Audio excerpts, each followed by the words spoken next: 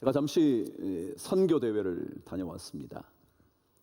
세계 각국에 흩어진 복음의 사명을 띤 하나님의 일꾼들이 함께 모여 코로나 이후 시대에 선교 전략을 어떻게 짜야 할 것인지에 대하여 고민하면서 그들의 전략들을 나누고 토론하는 시간을 가지게 됐습니다. 코로나 때문에 2년, 3년 기간 동안 수많은 선교사들이 사역을 접을 수밖에 없었다는 보고와 함께 많은 교회들이 어려움을 겪으면서 선교사들을 후원할 수 없는 형편이라 그 선교사들의 지원만 가지고 사역할 수밖에 없는 지역들, 다른 것으로는 수입이나 재정적인 능력을 확보할 수 없는 수많은 선교사들이 선교를 접을 수밖에 없었다는 사실을 들으면서 앞으로 어떻게 해야 될 것인가 함께 나누는 자리였습니다. 그 선교단체 중에 저에게 한 선교단체가 특별히 제 마음에 와닿았습니다. 그래서 선교 그 단체의 보고를 마친 다음에 그 책임자와 함께 한동안 얘기를 나누고 그들의 전략을 한 번 더 확인하면서 제 마음을 정돈하게 됐습니다. 어떤 선교단체였느냐면 414이라는 선교단체였습니다. 제가 영어를 사용해서 죄송합니다. 4 뭐죠? 4입니다. 14입니다. 4/14입니다. 다음 세대에 복음을 전하는 선교 단체였습니다. 그래서 4는 4세, 14는 14세. 그러니까 4살부터 14세 되는 다음 세대에게 집중적으로 복음을 전해줘야 한다는 단체였습니다. 이유는 앞으로 우리 기독교의 미래는 그들에게 달려있기 때문에 그렇습니다. 다시 말하면 우리 세대가 지나고 나면 다음 세대가 복음을 짊어지고 복음의 일꾼이 될 수 있는 가능성은 거의 없어지는 겁니다. 그래서 그 위기감을 깨달은 선교 단체가 바로 이 414이라는 선교 단체이라는 겁니다. 근데 이 단체는 왜 만들어졌냐 하면 어느 날 그 선교 단체의 리더가 북한을 다녀오게 됐다는 겁니다. 그 북한을 다녀오면서 그가 충격을 받으면서 이 단체를 세워야겠다 생각했다는 거죠. 여러분 아시는 것처럼 북한은 한 사람을 신격화했습니다. 그들의 삶은 그 한 사람을 추종합니다. 마치 연극처럼 말이죠. 그분의 이름을 들으면 눈물을 흘리는 겁니다. 그분의 사진을 보면 어쩔 줄을 모르는 겁니다. 만일 그분이 나타나기만 한다면 그들은 그들의 삶의 가장 최고의 영예의 순간이라고 말할 정도입니다. 보신 적 있으십니까? 북한은 어린 아이가 태어나면 조금만 움직일 수 있게 되는 그 순간부터 타가소에 가서 그 아이를 기르게 합니다. 부모가 기르지 않습니다. 타가소에 그 아이를 0세부터 3세까지 타가소에 맡기는 겁니다. 그래서 출근 시간이 되면 그 마을 전체가 울음바다가 된다는 겁니다. 왜냐하면 엄마와 떨어지게 된 아이들이 한꺼번에 다 울기 때문에. 그러고 나면 5세, 6세를 유치원을 통하여 그 아이들을 가르치기 시작한다는 겁니다.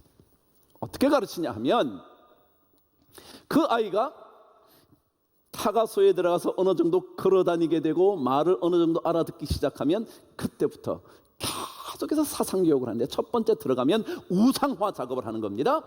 들어가는 앞에 큰 그림이 있는데 김일성 수령 동지가 김정은 동지가 아이를 이렇게 품는 것 같은 큰 사진 그림 앞에 모든 아이들이 절하게 만든다는 겁니다. 우리를 사랑해 주시는, 우리를 품어주시는 위대한 우리의 수령 아버지 절을 하게 만든다는 겁니다.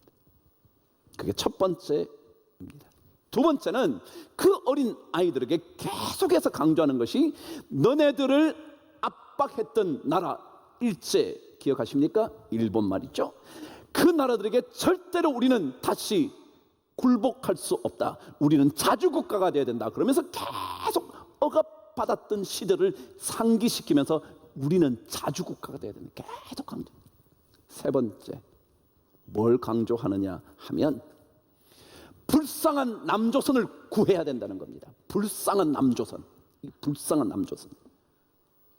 그럼 마지막 집단주의를 가르치는데 하나는 전체를 위하여, 전체는 하나를 위하여. 그래서 아이들을 계속. 그러고 나면 성인이 되어도 그들은 그 생각에서 빠져나가지 못한다는 겁니다. 그걸 발견했던 그 리더가 우리 다음 세대에 이 자녀들을 복음으로 무장시켜야겠다 생각한 겁니다. 복음으로. 한동안은 논란이 많았답니다. 왜냐하면 정말 어린 자녀들에게 복음이라는 것으로 그들을 세뇌화시키면 되겠냐 말이죠. 그렇지 않겠어요? 여러분, 다른 것을 알기도 전에 복음으로 무조건 세뇌하면 되겠냐? 모든 논란을 거치고 난 다음에 복음은 생명이고 능력이라 이것을 그들에게 가르친들 유익하지 않을 수 없다. 유익하다. 그래서 모든 역량을 동원해서 다음 세대를 길러내자. 다른 것이었습니다. 복음을 전하는 일, 여러분과 저에게만이 아니라 이제는 다음 세대에게 그 복음을 전해야 하는 일이 우리에게 중요합니다. 오늘 저는 여러분과 함께 이 복음에 다시 한번 우리가 뜨거워져서, 제가 지난번에도 말씀드렸지만 그 누군가에게, 한 사람에게라도 복음을 전하고 내 인생 맞춰보자. 내 인생, 누군가 한 사람에게만이라도. 왜냐하면 복음은 복된 소식이거든요. 기쁜 소식이거든요. 복음만이 생명을 가지는 거거든요.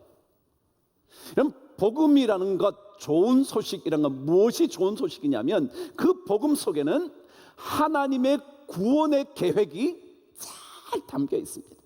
여러분과 저를 살려놓을 수 있는 영원한 생명으로 살게 하시는 하나님의 구원의 계획이 세밀하게 담겨져 있습니다. 예수 그리스도의 십자가의 죽으심으로 말미암아 여러분과 제가 영원히 살 수 있게 되는 이 구원의 소식이 그 속에 담겨져 있어서 그것이 복된 소식이라 말합니다. 왜냐하면 주님께서도 말씀하신 것처럼 사람이 모든 이 땅의 것을 얻는다 할지라도 목숨을 잃으면 무슨 소용이 있겠냐? 목숨, 생명을 잃으면 무슨 소용이 있겠냐? 복음 속에는 이 구원의 소식, 생명을 건지는 소식, 그게 담겨져 있기 때문에 그렇다. 그래서 저는 오늘 여러분과 함께 사도 바울이 말하는 이 복음이라는 것 무엇인지 한번 확인해 보려고 합니다.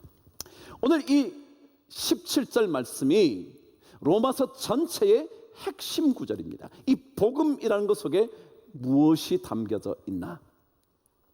저와 함께 앞부분을 읽겠습니다. 시작. 복음에는 하나님의 의가 나타나서 그랬습니다.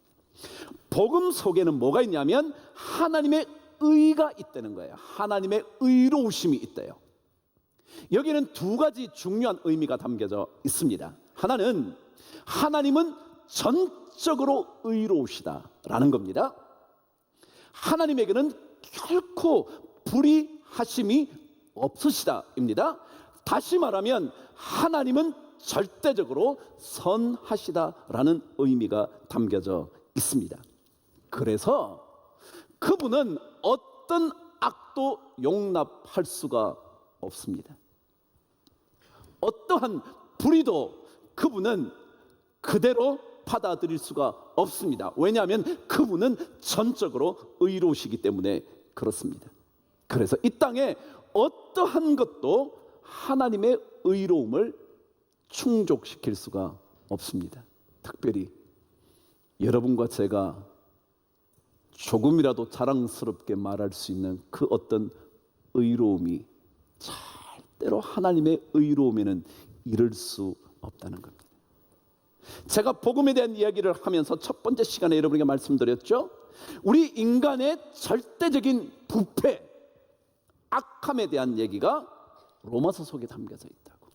그래서 오늘 17절 이후에 18절부터 로마서 3장에 이르기까지 계속해서 인간의 부패한 모습을 집중적으로 공격합니다. 어느 누구도 의로움으로, 자신의 의로움으로, 자신의 깨끗함으로 하나님의 의에 이를 수 없기 때문에 그렇죠. 그래서 여러분이 아시는 것처럼 로마서 3장 23절에 모든 사람이 뭐를 범하였음에? 죄를 범하였음에 하나님의 영광에 이를 수 없다. 그게 로마서 3장까지 인간의 죄악에 대해서 계속 말합니다. 연구에 의하면 인간에게는요, 이런 특징이 있답니다. 인간은 본질적으로 자기 행동은 늘 당연하고 올바르다고 인식하는 반면에 다른 사람에 대해서는 그렇지 않다고 생각하는 인식이 우리 안에 있다는 거예요. 내가 하는 것은 언제나 옳은 거예요. 내가 하는 말은 언제나 네가 들어야 되는 거예요. 그런데 남이 하는 이야기는 그런 쓸데없는 소리 하지 마, 그런다는 거예요. 이게 우리 인간 본성 속에 있다는 거예요. 이게 과학자들의 연구의 결과입니다. 인간을 연구해 보니까 인간은 본질적으로 자기 안에 자기는 옳고 남은 그러다는 인식이 훨씬 더 강하다는 겁니다. 인간의 두뇌는 자신의 실수는 잘 인식하지 못하도록 작동한다는 거예요. 우리 뇌가 어떻게 작동하느냐면, 내가 끼어들면 그럴 수 있지, 내가 바쁘니까. 남이 끼어들면 용납할 수 없도록 자꾸 작동한다는 거예요. 이게 인간의 뇌를 연구하면 연구할수록 그렇다는 거예요. 그렇죠? 여러분, 인간이 하나님의 품을 떠나서 에덴 동산에서 범죄한 이후의 인간의 모습은 그런 거거든요. 언제나 남의 잘못은 지적하는 거거든요. 아담에게 너 왜 그랬지? 하나님이 주신 여자가 그랬습니다. 그 여자 때문에 제가 그렇게 된 겁니다. 우리는 그렇게 자꾸 만들어져 간다는 거죠. 그래서 이 하나님의 의로움이 복음 속에 담겨져 있다는 얘기는, 하나님 그분은 의로우신데 우리 인간은 절대로 그 의로움을 만족시킬 수 없다. 그래서 두 번째 의미는 하나님이 제시하시는 의로움이 우리에게 있어야 된다. 하나님이 의롭다는 의미뿐만 아니라 하나님의 의라는 말 속에는 하나님만이 제시하실 수 있는 의로움을 가져야 우리는 하나님의 의로움에 다다를 수 있다. 그 얘기입니다. 구원에 이르는 길은 여러분과 저의 선함으로 절대로 안 된다는 거예요. 절대로 불가능하다는 거예요. 하나님께서 제시해 주시는 의로움을 가져야만 우리는 구원에 이를 수가 있다라는 것이죠. 우리 인간의 행위는 어떤 행위로도 하나님을 충족시키거나 하나님의 의를 만족시킬 수 없고, 하나님이 알려주시는 방식에 의하여 생겨난 의로움을 가질 때라야만 우리는 의롭게 되어 구원의 길에 접어들 수 있다라는 거죠. 다른 조건은 있을 수가 없습니다. 로마서 1장 뒤에 29절, 30절, 31절에는 왜 하나님께서 제시해 주시는 의로움이 아니고는 안 되는지에 대하여 우리 인간의 죄악을 쫙 나열합니다. 여러분, 죄라는 것은요, 이것은 범하지 않았지만 이것을 범하면 죄일까요, 아닐까요? 다시 한번, 너무 어려웠나요? 제가 이것은 하지 않아서 죄인이 아닙니다. 근데 이것을 행하면 죄입니다. 그럼 만일 이것은 하지 않았는데 이것을 행했다면 죄인일까요, 아닐까요? 죄인입니다. 이해가 되십니까? 제가 살인은 하지 않았지만 남의 것을 훔친다면, 살인하지는 않았지만 남의 것을 훔쳐서 죄를 범한 겁니다. 남의 것은 훔치지 않았지만 거짓말을 하면 나는 죄를 범한 겁니다. 그래서 오늘 성경 로마서 1장 29절은 이렇게 시작합니다. 저와 한번 읽어보실까요? 시작. 곧 모든 불의. 여러분, 이게 우리 인간에게 되는 거예요. 모든 불의라는 거는요, 제가 그랬죠, 이것은 안 해서 불의하지 않아 라고 말하지만 어느새 저것을 범하는 순간 불의한 존재가 되고 마는, 그래서 모든 불의라는 것은 그런 얘기입니다. 여러분, 제가 그랬죠? 제가 속도 위반은 하지 않았어요. 근데 신호등 위반하면 뭐예요? 교통법규를 위반한 겁니다. 내가 속도는 문제가 없어요. 그런데 신호등을 지키지 않으면 범법입니다. 그게 바로 모든 불의의 의미입니다. 내가 이것을 안 했기 때문에 난 의로워 라고 말할 수 없다는 거죠. 계속 한번 읽어보실래요? 자, 함께 시작. 곧 모든 불의, 추악, 탐욕, 악의가 가득한 자요, 시기, 살인, 분쟁, 사기, 악독이 가득한 자요, 수군수군 하는 자요. 우리가 그러지 않나요? 칭찬하는 것 같지만 뒤에 가서는 전부 다 쑥덕쑥덕하지 않나요? 남을 칭찬하는 듯 하지만 다 뒤에서 시기하고 있는 것 아닌가요? 어느새 거짓말하는 것이 자연스러워진 것 아닌가요? 남들이 알지 못하기 때문에. 하나님은 바로 이런 죄악으로 우리 안에 들어와 있는 이 삶이 하나님의 의를 만족시킬 수가 없다는 거예요. 그래서 이것 가지고는 안 되고 하나님이 제시하시는 의로움, 그게 복음에는 하나님이 제시하시는 의로움이 나타나 있다 라고 말하는 거죠. 그 의로움을 받아들이는 길은 믿음밖에 없다. 그래서 오늘 성경은 복음에는 하나님의 의가 나타나서 믿음으로 믿음에 이르게 하나니라고 기록합니다. 여러분, 믿음으로 믿음에라는 의미는 무슨 뜻이냐면 처음부터 끝까지 믿음에 의하여서이다 라는 뜻입니다. 그래서 영어 성경은 from start 하는 거 말이죠. 처음에 시작하는 것부터 to finish, 끝날 때까지 by faith, 믿음에 의하여 라고 적혀져 있습니다. 다시 말하면 다른 것으로는 아무리 해도 하나님의 의로움에 다다를 수가 없고, 하나님이 주시는 방식을 받아들일 때 믿음으로 받아들이는 그것 외에는 길이 없다. 그래서 믿음으로 믿음에 이르게 한다는 말은 믿음 외에는 다른 것이 없다. 믿음이면 충분하다. 믿음밖에 없다. 그래서 오직이라고 말하는 겁니다.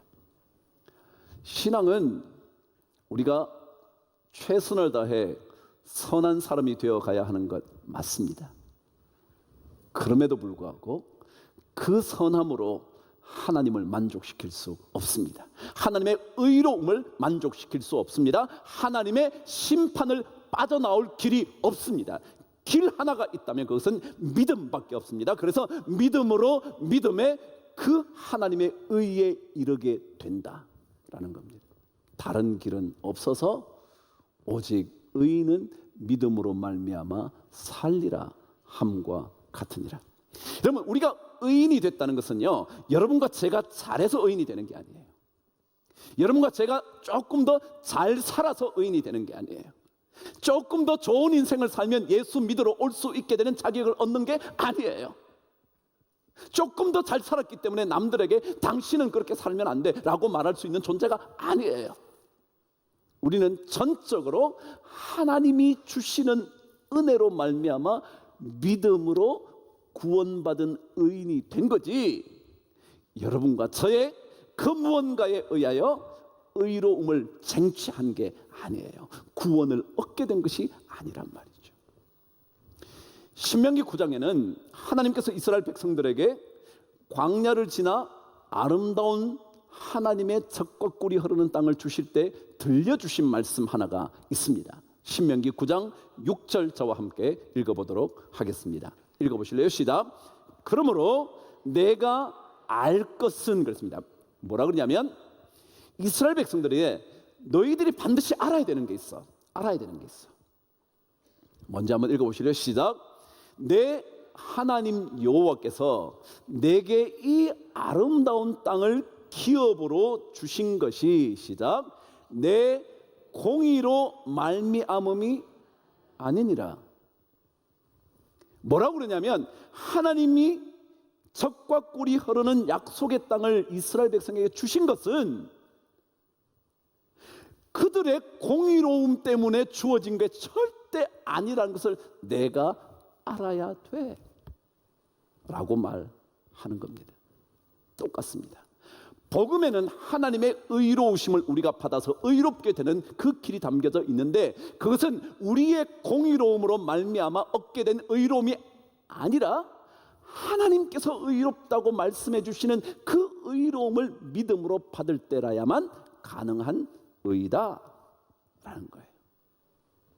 그래서 여러분과 제가 하나님의 사람이 됐다고 고백하는 순간 우리는 더 이상 우리의 의로움을 내세우면서 살아가는 존재가 아니라 하나님께서 말씀하신 의를 믿음으로 고백함으로 은혜로 받아서 살게 됐다라고 고백하며 사는 거라는 거죠.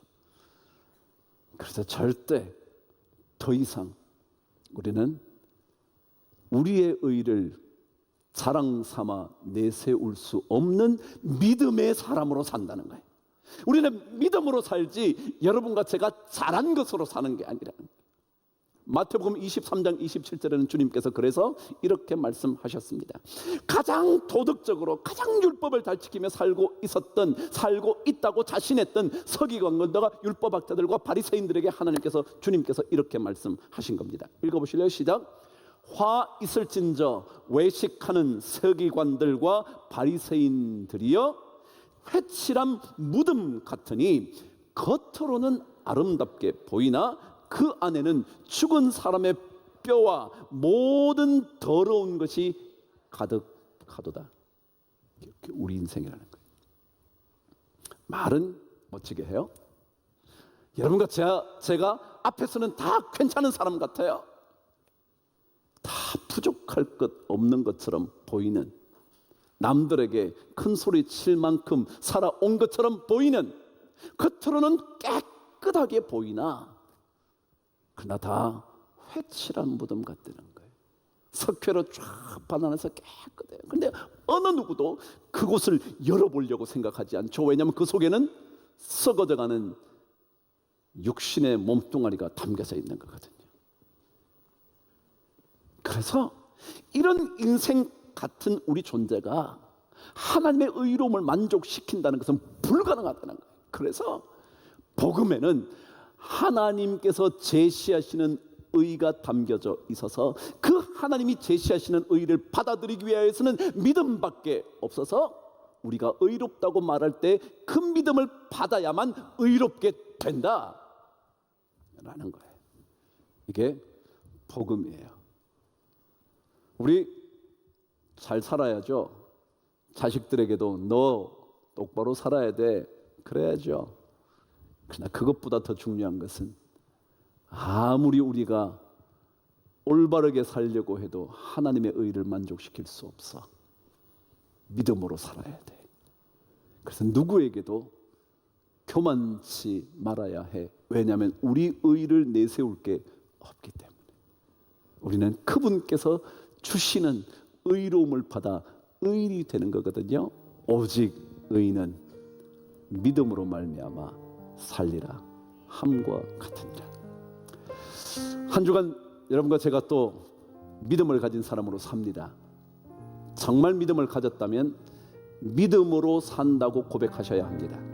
내가 좀 잘해서 산다고 생각하는 것이 아니라, 내가 당신에게 좀 더 내세울 것이 있어서 내가 큰 소리 칠 수 있다는 게 아니라, 주님께서 나를 위하여 십자가를 지신 그 은혜를 믿음으로 고백함으로 살게 된다는 것, 함께 우리 고백하면서 믿음밖에 없다는 그 고백이 떠나지 않는 한 주간 되시기를 주의 이름으로 축복합니다.